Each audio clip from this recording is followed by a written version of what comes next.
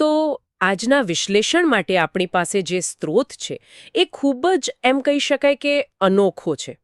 એ કોઈ લેખ નથી, કોઈ રિપોર્ટ નથી, પણ નવા નદીસર પ્રાથમિક શાળા દ્વારા આયોજિત વડોદરાની એક્સપોઝર વિઝિટની એક પાનાની સમયસૂચિ છે. હા, અને તારીખ છે 6 જાન્યુઆરી 2026 મંગળવાર. બરાબર. પહેલી નજરે તો આ માત્ર એક કાર્યક્રમ જેવું લાગે. સવારે ક્યારે નીકળવું, ક્યાં જવું, ક્યારે પાછા આવવું, બસ. પણ આપણે એને જરા ઊંડાણપૂર્વક સમજીએ. આ એક પાનાનો કાગળ એ શાળાના શિક્ષણ પ્રત્યેના અભિગમ વિશે શું કહી જાય છે? ખરી વાત છે. આને જોતા જ પહેલો વિચાર એ આવે કે આ કોઈ સામાન્ય પિકનિક નથી. જુઓ, એમણે જે શબ્દ વાપર્યો છે, એક્સપોઝર વિઝિટ, એ જ બધું કહી દે છે. હેતુ માત્ર ફરવાનો નથી. હા, હેતુ છે વિદ્યાર્થીઓને એમના રોજિંદા વાતાવરણની બહારની દુનિયા બતાવવાનો, કંઈક શીખવવાનો. ચોક્કસ. અને દરેક ભાગ કેટલો કાળજીપૂર્વક આયોજિત છે એ દેખાઈ આવે છે. દિવસની શરૂઆત જુઓ. સવારે 6 વાગે શાળાએ પહોંચવાનું, એકદમ વહેલી સવાર, અને પછી 6:30 વાગે ગ્રીન હોલમાં સમૂહ પ્રાર્થના. આ શિસ્ત અને એક સામૂહિક ભાવના સાથે દિવસની શરૂઆત કરવાનો સંકેત આપે છે. હા, અને 6:45 વાગે તો બસ ઉપડી પણ જાય, એટલે બિલકુલ સમયસર. આ જ ચોકસાઈ આખા દિવસના આયોજનનો પાયો નાખે છે. બરાબર. હવે જુઓ, અહીંયા વાત ખરેખર રસપ્રદ બને છે. એમનો પહેલો સ્ટોપ સામાન્ય રીતે શાળાના પ્રવાસ ક્યાં જાય? કોઈ ઐતિહાસિક સ્થળ, કોઈ પાર્ક કે કોઈ મ્યુઝિયમ? હા, પણ અહીંયા તેઓ સવારે 9:30 વાગ્યે વડોદરાની દુલાભાયા કાગ પ્રાથમિક શાળાની મુલાકાત લેવાના છે. આ જ સૌથી મહત્વનો મુદ્દો છે. આને પિયર ટુ પિયર લર્નિંગ કહેવાય, એટલે કે એકબીજા પાસેથી શીખવું. એકબીજા પાસેથી શીખવું. હા, અને કાર્યસૂચિમાં સ્પષ્ટ લખ્યું પણ છે. તેઓ 1200 વિદ્યાર્થીઓવાળી શાળાનું સંચાલન શીખશે. એટલે વિદ્યાર્થીઓને માત્ર ભણાવવામાં નથી આવી રહ્યું, પણ એક સંસ્થા કેવી રીતે ચાલે છે? બિલકુલ. એક મોટી સિસ્ટમનું મેનેજમેન્ટ કેવી રીતે થાય છે એનો પ્રત્યક્ષ અનુભવ. અને એમાં કેબિનેટ ચર્ચાનો પણ ઉલ્લેખ છે. આ શું હોઈ શકે? આ ચોક્કસપણે વિદ્યાર્થી સરકાર એટલે કે સ્ટુડન્ટ કાઉન્સિલ જેવી કોઈ વ્યવસ્થા તરફ ઇશારો કરે છે. કદાચ ત્યાંના જે વિદ્યાર્થી નેતાઓ છે એમની સાથે ચર્ચા કરશે, પ્રશ્નો પૂછશે. ઓહ, એટલે આ તો જાણે નાગરિક શાસ્ત્રનો પ્રેક્ટિકલ ક્લાસ થઈ ગયો. એકદમ. તમે વિચારો તો ખરા, એક નાની શાળાના વિદ્યાર્થીઓ જ્યારે 1200 વિદ્યાર્થીઓવાળી શાળામાં જાય અને જુએ કે ત્યાં બધું કેવી રીતે ગોઠવાય છે, તો એમના ઉપર કેવી અસર પડે.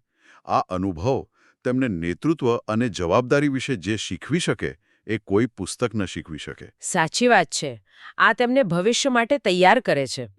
સારું, તો આ શાળાની મુલાકાત અને ભોજન પછી બપોરે 12:30 થી સાંજના 5:30 સુધીનો સમય. આ સમય કમાટી બાગ માટે છે. 5 કલાક. આટલો બધો સમય એક બગીચામાં? હા, પહેલી નજરે એવું જ લાગે કે આટલો લાંબો સમય કેમ, પણ આયોજનની સુંદરતા જ એ છે. કમાટી બાગ માત્ર એક બગીચો નથી. એની અંદર જ પ્રાણી સંગ્રહાલય છે, પ્લેનેટોરિયમ છે, બરોડા મ્યુઝિયમ છે. ઓહ, એટલે આ એક જ જગ્યાએ બધું આવી ગયું. એક ઓલ ઇન વન શૈક્ષણિક કેન્દ્ર જેવું. બરાબર. આ સમયનો અત્યંત કાર્યક્ષમ ઉપયોગ છે. સૂચિમાં પણ ઉલ્લેખ છે. વિવિધ પ્રાણીઓ, પક્ષીઓ, સરીસૃપ, ગ્લો ગાર્ડન, પ્લેનેટોરિયમ, મ્યુઝિયમ, અને ખાસ કરીને લખ્યું છે વેલ સ્કેલેટન, એટલે કે વેલનું હાડપિંજર. હા, એટલે જુઓ, એક જ જગ્યાએ કેટલા બધા વિષયો આવરી લેવાયા. પ્રાણી સંગ્રહાલયમાં જીવવિજ્ઞાન, પ્લેનેટોરિયમમાં ખગોળશાસ્ત્ર, મ્યુઝિયમમાં ઇતિહાસ અને કલા. અને વેલના હાડપિંજર સાથે પેલું શું કહેવાય એને? જીવાશ્મ વિજ્ઞાન? પેલિયોન્ટોલોજી. હા, લાખો વર્ષો જૂના જીવોના અવશેષોનો અભ્યાસ. એટલે કે 5 કલાકમાં વિજ્ઞાન અને માનવતાના કેટલાય પાસાઓને સ્પર્શી રહ્યા છે. અને મને આ એક નાનકડી નોંધ બહુ ગમી. કૌંસમાં લખ્યું છે, આ અને બીજું ઘણું બધું વાતચીત કરતા જઈશું અને નોંધતા જઈશું. આમ તો આ સામાન્ય સૂચના લાગે, પણ આનો કોઈ ખાસ અર્થ છે? હા, આ ખૂબ જ મહત્વપૂર્ણ વાક્ય છે. આ ગાઇડેડ ડિસ્કવરીની પદ્ધતિ છે. ગાઇડેડ ડિસ્કવરી એટલે કે માર્ગદર્શિત શોધ. આ બતાવે છે કે શિક્ષકો માત્ર સાથે ફરવા નથી ગયા, તેઓ સક્રિય ભાગીદાર છે. વાતચીત કરતા જઈશું એટલે સતત સંવાદ ચાલશે, પ્રશ્નો પૂછાશે, જવાબો મળશે, અને નોંધતા જઈશું એ ખાતરી કરે છે કે વિદ્યાર્થીઓ માત્ર જોતા નથી પણ વિચારી પણ રહ્યા છે. એટલે કે અવલોકન કરવું અને એને પોતાની ભાષામાં ઉતારવું. આનાથી એમની વિશ્લેષણ કરવાની શક્તિ વધે. એકદમ સાચું. આ પદ્ધતિ ખાતરી કરે છે કે અનુભવ માત્ર આંખોથી નહીં પણ મગજથી પણ લેવામાં આવે. બરાબર. તો દિવસનો અંત આવે છે 5:30 થી 6:30 સોખડા તરફ પ્રવાસ અને પછી 6:30 થી 7:30 સુધી બાગમાં રમવું અને ભોજન. આટલા સઘન દિવસ પછી આરામ અને રમતગમત. અને આ પણ એટલું જ જરૂરી છે. આ બતાવે છે કે શાળા વિદ્યાર્થીઓના સર્વાંગી વિકાસને સમજે છે. આટલી બધી માહિતી પછી મગજને થોડો આરામ આપવો, મુક્તપણે રમવા દેવા, આ શીખવાની પ્રક્રિયા અને આનંદ વચ્ચે એક સુંદર સંતુલન બનાવે છે. હા, એનાથી શીખેલું જ્ઞાન મનમાં સ્થિર થવામાં પણ મદદ મળે અને અંતે 7:30 વાગ્યે નવા નદીસર તરફ વાપસી અને રાત્રે 9:30 વાગ્યે વાલીઓને સૂચના. ખૂબ લાંબો દિવસ, લગભગ 15.5 કલાકનો, પણ દરેક મિનિટનો હિસાબ છે. પણ વાત અહીં પૂરી નથી થતી. ના, બિલકુલ નહીં. બીજા દિવસે 7 જાન્યુઆરી 2026 માટે એક ફોલોઅપ પ્રવૃત્તિ છે અને મને લાગે છે કે આ ભાગ આ કદાચ આખા પ્રવાસનો સૌથી વધુ પ્રભાવશાળી હિસ્સો છે. હું સંપૂર્ણપણે સંમત છું. શીખવાની પ્રક્રિયા અનુભવ સાથે પૂરી નથી થતી. એ અનુભવના પ્રતિબિંબ અને અભિવ્યક્તિ સાથે પૂર્ણ થાય છે. જો તમે અનુભવ પર વિચાર ન કરો તો એ જ્ઞાન કાયમ માટે અંકિત નથી થતું. અને અહીં જે સૂચના છે તે જુઓ. આપણી આ મુલાકાતને નિબંધ સ્વરૂપે લખો, કવિતા રચો, ચિત્રો દોરો, રેડિયો પર પ્રસારિત કરો. હા, સાધારણ છે. સામાન્ય રીતે તો ખાલી નિબંધ લખવાનું કહેવામાં આવે છે, પણ અહીં 4 અલગ-અલગ વિકલ્પો છે. અને એ પણ કેટલા સર્જનાત્મક. આ બતાવે છે કે શાળા માત્ર માહિતીના સંગ્રહ પર નહીં, પણ એના સંશ્લેષણ અને સર્જનાત્મક અભિવ્યક્તિ પર ભાર મૂકે છે. અને પેલો વિકલ્પ રેડિયો પર પ્રસારિત કરો, આ તો એકદમ આધુનિક વિચાર છે. આધુનિક તો છે જ, પણ એ વિદ્યાર્થીઓને 21મી સદીની કુશળતા શીખવે છે. વાર્તા કહેવાની કળા, સંચાર કૌશલ્ય, સ્પષ્ટ રીતે બોલવું. પબ્લિક સ્પીકિંગનો આનાથી સારો અભ્યાસ કયો હોઈ શકે? બિલકુલ.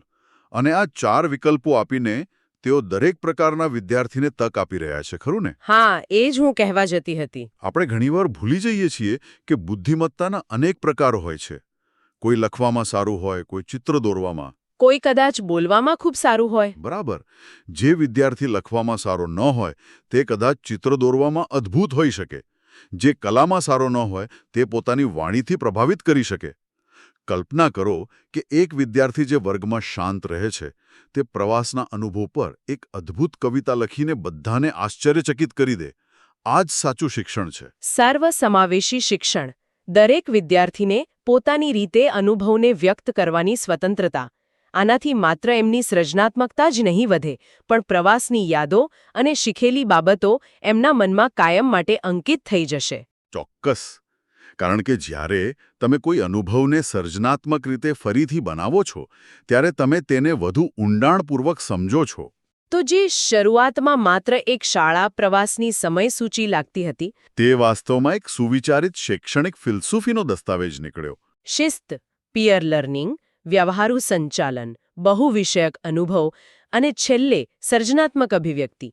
એક જ પાનામાં આટલું બધું. હા, આ આપણને યાદ અપાવે છે કે શિક્ષણ માત્ર વર્ગખંડની 4 દિવાલોમાં નથી હોતું. અને આ આખું આયોજન એક મોટો પ્રશ્ન પણ ઊભો કરે છે. કયો પ્રશ્ન?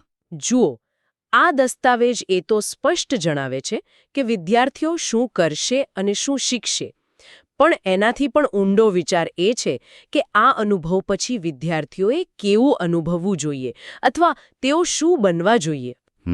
રસપ્રદ મુદ્દો છે. શું આ પ્રવાસનો અંતિમ ધ્યેય તેમને માત્ર વધુ જાણકાર બનાવવાનો છે કે પછી વધુ પ્રેરિત, વધુ જિજ્ઞાસુ અને ભવિષ્યમાં નેતૃત્વ કરવા માટે વધુ સક્ષમ બનાવવાનો છે? આ સમયસૂચિ પરથી તો એવું જ લાગે છે કે તેમનો હેતુ માત્ર જ્ઞાન આપવાનો નથી, પણ ચારિત્ર્ય ઘડતરનો પણ છે. બસ આ જ.